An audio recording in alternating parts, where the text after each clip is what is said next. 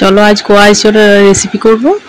আর সত্যি কথা বলছি, বিয়ে বাড়িকেও হার মানাবে এই যে এরকম ভাবে আমি রান্না করব। চলো দেখো, এরকম ভাবে এঁচোড় চিংড়ি মানে সত্যি বলছি বিয়ে বাড়ির টেস্টকেও হার মানাবে। আর যারা কাটতে জানো না তারাও দেখে নাও, যদিও বা সবাই জানো, যদি কেউ না জানো তো তারাও দেখে নাও যে কেমন ভাবে এঁচোড় কাটা হয়। তো এই কোয়া এঁচোড়টা কিরকম ভাবে রান্না করব দেখো, খুব সুন্দর মানে খুবই টেস্টি হয়। বিশেষ করে এই কোয়া এঁচোড়েই কিন্তু এই রেসিপিটা হয়।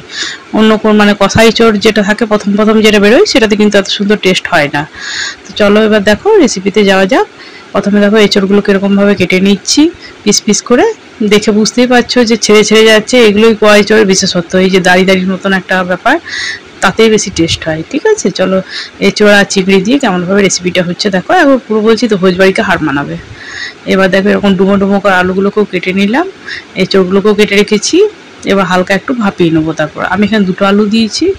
এবার দেখো চিংড়িগুলোকে ছাড়িয়ে নেবো। যারা চিংড়ি ছাড়াতে পারো না তারাও দেখে নাও, খুব ইজিভাবে চিংড়ি ছাড়ানো হয়। চিংড়ি ছাড়ানোটা কোনো ব্যাপারই নয়। প্রথমে এরকম করে মুখটাকে ছাড়িয়ে দেবে, তারপর এরকম করে পেছনটাকে ছাড়িয়ে তারপর সাইডের অংশটাকে এরকম খুলে দিলেই কিন্তু বেরিয়ে চলে আসে, মানে একটা কভারের মতো বেরিয়ে চলে আসে। এই যে দেখো এঁচড়গুলো এই চিংড়িগুলোকে এরকমভাবে খুব সহজেই ছাড়ানো যায়। দেখে নাও আরেকবার।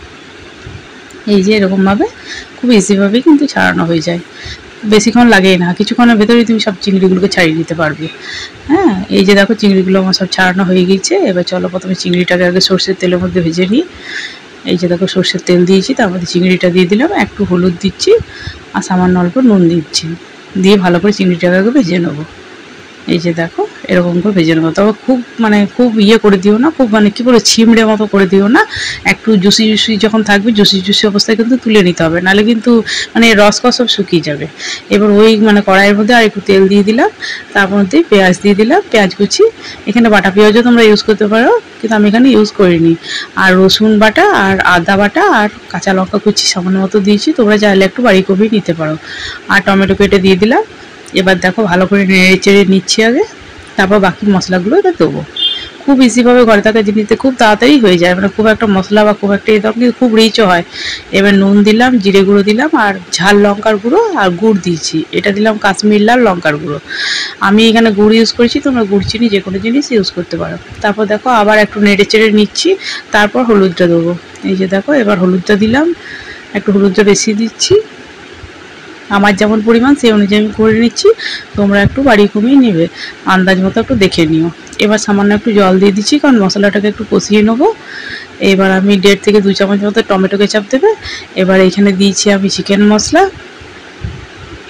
তোমরা এখানে মিট মশলা বা চিকেন মশলা যে কোনো জিনিস দেবে, তবে কিন্তু এই সেন্টটা বা টেস্টটা আসবে। আর আমি দিয়েছি গরম মশলা আর ঘি সামান্য। তো আমার এখানে মানে মিট মশলা নেই বলে আমি চিকেন মশলাটা ইউজ করেছি।